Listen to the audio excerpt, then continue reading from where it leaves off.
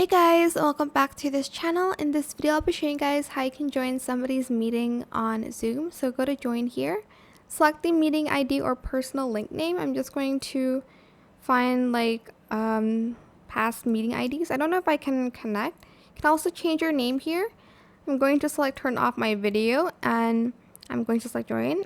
I can't anymore because I already went off of it. But you can either go in with a link that they gave or with a meeting ID. That's how you can join someone's meeting on Zoom. I hope it was helpful for you guys. Don't forget to like, comment, share.